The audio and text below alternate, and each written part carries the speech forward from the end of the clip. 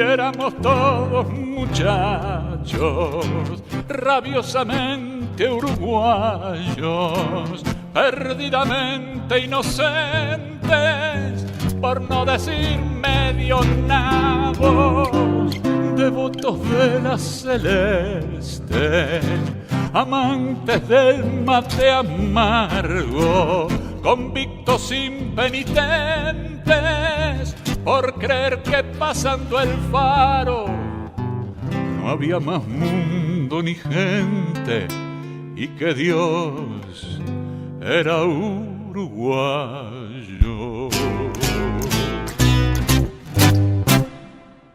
En capítulos anteriores me he referido al coronel Orosmán Pereira, tanto en lo que tiene que ver con su participación en el sainete judicial montado para conseguir mi procesamiento por delitos de lesa humanidad, como al limbo jurídico en que se encuentra a partir de su participación en el careo que tuvo conmigo, dando falso testimonio.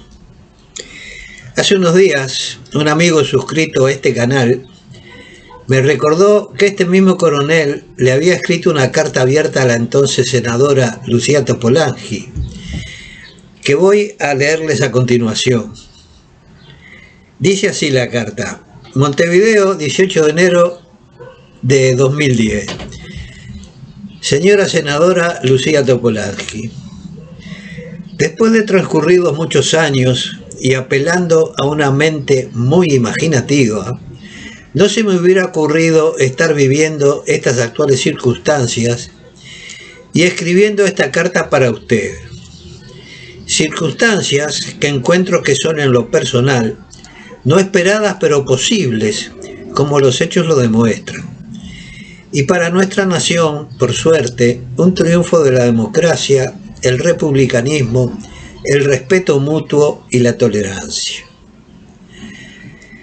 Nacido en el seno de una familia de clase media vallista, desarrollado intelectualmente en los bancos democráticos de la escuela pública y el liceo público, un día me vi enfrentado como oficial del ejército, prestando servicio en el batallón Florida de Infantería número 1, a una lucha fratricida no deseada por quienes allí cumplíamos servicios, donde los acontecimientos comenzaron para nosotros un fatídico 18 de mayo de 1972. Un torbellino de hechos y sucesos nos fue empujando a unos, nosotros, dice, y a otros, ustedes, a situaciones que nadie imaginaba. Recuerdo muy bien dos anécdotas y estas quiero tomarlas con la simple intención de que usted pueda calibrar solamente la autenticidad de quien redacta. La primera, su detención en el jardín de infantes del Liceo Francés, que se encontraba en Avenida Italia, portando una granada de mano en su cartera y un revólver 38 cañón corto en su cintura. Y la segunda, la de nuestro futuro presidente, en la parada de ómnibus de la Avenida de las Instrucciones, donde concurrió al encuentro en bicicleta y con una subametralladora UCI colgada al hombro. El traslado al batallón Florida, al igual que el suyo, fue en una camioneta indio lograda en la captura de la cárcel del pueblo, y el percance que sufrimos en Boulevard Valle de Ordóñez y Cannstatt al pinchar una de las ruedas traseras de la misma. Esto último, aclara, que parece de película, solo lo sabemos quienes fuimos partícipes de uno y otro lado. Más tarde, entablado el diálogo en otros términos, dentro del viejo batallón Florida del buceo, nos encontró trabajando en común, como el Quijote de la propaganda usada en la última elección, contra los ilícitos económicos, molinos de viento de aquellos tiempos. El tiempo ha pasado y las heridas en la sociedad, iniciadas con una guerrilla utópica y una dictadura militar de igual naturaleza, están en tiempo de cerrarse. Esta carta, que es personal, sin representación de ningún grupo, encierra el deseo de quien redacta que la tarea que han encarado usted y José Mujica tenga el mayor de los éxitos. Estoy seguro que así lo sienten Estoy seguro que así lo sienten todos los integrantes del viejo Batallón Florida. Nuestro país, nuestra nación, es más grande que nosotros mismos, material, cultural y moral, y nos necesita. No admite nuestro país seguir desangrándose en exilios, ni en una sociedad culturalmente paupérrima, ni de niños en semáforos, ni destruida por el flagelo de la droga. Han dado ustedes señal de tomar el camino cierto de la democracia para lograr los cambios sociales necesarios, para el desarrollo en paz de la sociedad, y para ello nunca es tarde. De ahí mis palabras del principio de esta carta, ya que fue necesario que se derramara sangre de hermanos para llegar a esto que tenemos hoy en día: democracia, precio muy caro que pagó nuestra sociedad para que no les vaya bien en el nuevo gobierno. Tienen en sus manos la esperanza de un pueblo, de quienes los votaron y de quienes no los votamos. Y es grandeza de quienes no lo hicimos desearles el mayor de los éxitos en la empresa, porque todos los que vivimos sobre esta bendita tierra de la banda oriental tenemos un destino común, y hoy él está en sus manos, por decisión de quien tiene el derecho de hacerlo, nuestro pueblo. La saludo con la mayor consideración, respeto y el deseo, reitero, de éxito en la empresa. Coronel Orosmán Pereira Prieto, cédula de identidad, no interesa. Es necesario hacer algunos comentarios. El primero, la carta es del año 2010 y ya se estaban llevando a cabo procesamientos de militares violando el Estado de Derecho. Seguramente Orosmán Pereira era conocedor de que se estaba generando la denuncia de las 28 mujeres contra él y también contra el coronel Asensio Lucero. Y una de las razones para enviar la carta puede ser tratar de quedar al margen de las acusaciones. En primer lugar, dice, y es verdad, que el Florida comenzó a participar activamente a partir del 18 de mayo de 1972. Con esta afirmación está desvinculando a la unidad de las muertes del 14 de abril. Ese día el batallón se limitó a cerrar las calles. Le está recordando a la entonces senadora Topolansky la detención de José Mujica en la Avenida de las Instrucciones, para que la senadora no se olvide que fue ella la que los llevó hasta allí, y menciona el traslado que dicen algunos de los participantes en ese momento, que Mujica la golpeó con dureza. «¿Eras vos o yo?», dicen que le dijo Lucía. Pero lo más interesante es cuando se refiere al otro diálogo, cuando el trío se encontró trabajando en las comisiones por los ilícitos, lo que da a entender que hubo por lo menos un diálogo anterior, lo que me hace presumir que se está refiriendo a las informaciones que tanto Lucía y Mujica brindaron a sus captores. Hay que recordar que las comisiones de los ilícitos funcionaron tras el fracaso de las negociaciones por la negativa de Sendik a aceptar la rendición que se estaba gestando, y que los presos se encargaron de hacer detener en la calle y mediante la entrega de información a todos los que apoyaban la línea de Sendik para dejarlo aislado y finalmente ser detenido.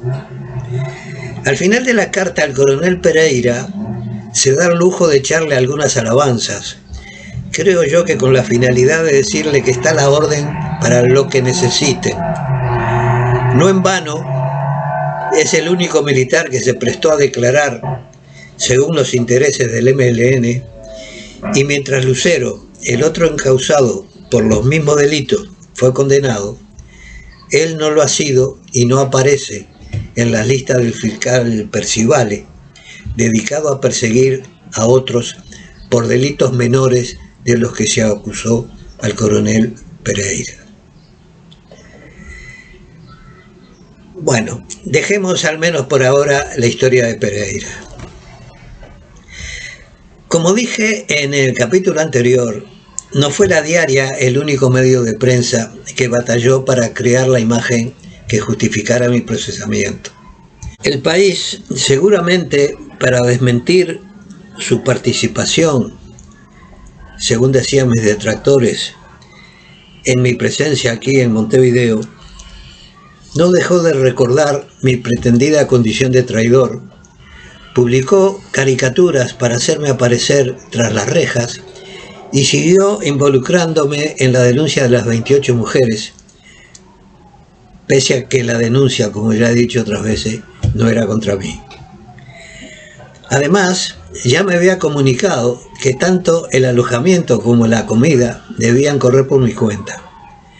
Seguramente lo que se buscó fue desvincularse totalmente con mi venida y sus consecuencias, pese a que su intervención era simplemente tangencial.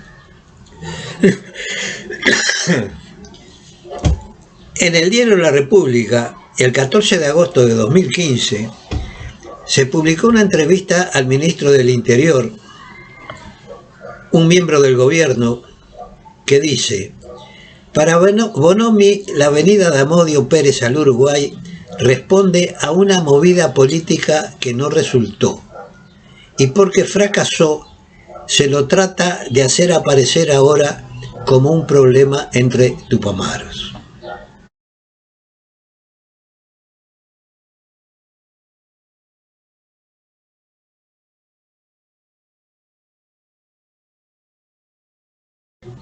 Dice Bonomi en la entrevista: si Amodio Pérez fue un traidor o si, sobre todo, participó en interrogatorios o en actos de violaciones a los derechos humanos, afirmó el ministro, eso es un delito de lesa humanidad y por tanto no prescribió, pues no es un problema entre tupamaros. Dice la entrevista: Bonomi salió al cruce de versiones que a su entender buscan hacer aparecer el caso Amodio y su situación procesal como un problema interno de una organización política, en este caso el Movimiento de Liberación Nacional Tupamaro. Los que lo trajeron, dice Bonomi, querían generar un hecho político de otras características y ahora, como no dio resultado, no podía dar resultado obviamente, se le quita trascendencia y se lo transforma en un problema entre tupamaros. Agregó que tanto la presencia de Amodio Pérez en el país como sus derivaciones ante la justicia nada tienen que ver con el accionar del Ministerio del Interior, y que en todo caso hubo organismos como la Dirección Nacional de Migraciones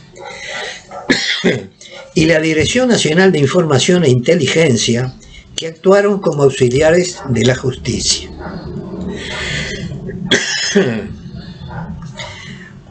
Parecería que el entonces ministro no sabía que tanto la Dirección de Migraciones como la Dirección Nacional de Información e Inteligencia estaban dentro del organigrama de su ministerio. Dice la nota que Bonomi recordó que a Amodio Pérez lo trae un diario vinculado a una editorial que no tiene nada que ver con la izquierda para hacer un lanzamiento de un libro. Y cuando viene, todo el mundo sabe que viene Amodio Pérez, pero por el aeropuerto entra Walter Salvador Correa Barbosa. Señaló que, enterada la jueza penal Julia Estarijo, esta pide a la Dirección de Inteligencia que lo cite como testigo en una causa que tiene abierta. Amodio Pérez se niega, dice que es ciudadano español, exhibe el documento y se niega a ir. Y se lo encuentra en el Hotel Sheraton, después que presentara el libro Palabra de Amodio, y en el que aparece como Amodio Pérez. Para Bonomi, ahí queda claro que no se le puede tomar el pelo al Estado uruguayo. Amodio Pérez viene con un documento de una identidad que le dieron el general Cristi y Queirolo, que le inventaron una identidad. La nota dice octubre de 1973. Está equivocado, el pasaporte tiene fecha del año 1972. Le hacen un documento, lo que demuestra que el cambio de identidad no era solo para niños, sino que le cambiaron también la identidad a personas mayores. Se hace un acuerdo con la España franquista, a la que entra, y le dan documentos españoles y trabajo, y vive en España 42 años. Luego vuelve y cree que es poco serio el Estado uruguayo, que a alguien que habla a nombre de Amodio le pueden dar documentos a nombre de otra persona y decir que no va a obedecer a la justicia. El entonces ministro, esto ya lo digo yo, repite las mismas falsas versiones que su organización política, el Frente Amplio, que hizo llegar esas informaciones a Izquierda Unida en España. La documentación española la logré tras 8 años de residencia y mis fuentes de trabajo me las conseguí solito y me jubilé tras 40 años de trabajo en España. Ni siquiera conoce cómo se desarrollaron los hechos en el Sheraton, lo que habla muy mal del control que debía ejercer sobre sus subordinados. Y el apego a las normas jurídicas, a menos que entendiera, tal como dijera Mujica en su momento, que lo político debe prevalecer sobre lo jurídico. Continúa la nota. Agregó que el hecho de que sea traidor a una organización política es un hecho moral y éticamente reprobable, pero no es delito. No está penado por las leyes uruguayas y creo que por ninguna ley en el mundo, más allá de que sea deplorable para los que integraban esa organización y comprendan la gravedad de la traición. Continúa la nota. Pero ese no es el hecho por el que está acá en el país y ese no es el motivo por el que se está recorriendo juzgados. En los juzgados está porque 28 compañeras lo acusan de haber participado en su violación y esto es un delito contra los derechos humanos. No es un problema de traición política y por tanto no prescribió. A la delación la ambientaba el propio sistema. Como pueden ver, el entonces ministro mintió, porque la denuncia no fue nunca dirigida contra Amodio Pérez, y mintió la República, ya que no contradijo al entonces ministro. Continúa el señor ministro.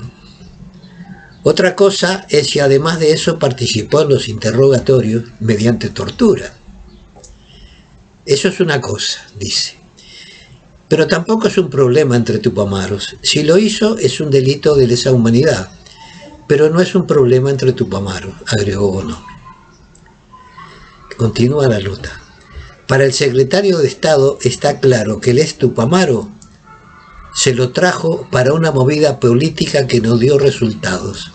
Y ahora se lo trata de reducir a un problema entre tupamaros. Los que lo trajeron quieren generar un hecho político de otras características y ahora como no dio resultado se le quita trascendencia y se lo transforma en un problema entre tupamaros. Pero acá lo que hay es un problema de otro tipo. Continúa. Este no es un problema entre tupamaros. Estoy opinando como ministro. Esto abarca a todos los uruguayos. El país no puede dejar que le tomen el pelo y nosotros somos un país serio, concluyó. Digo yo, ¿Alguien puede creer que las palabras de un secretario de Estado, como dice la nota, intencionadamente, no iba a tener incidencia sobre la opinión pública y de rebote sobre la justicia? Yo creo que sí. Hasta el próximo capítulo.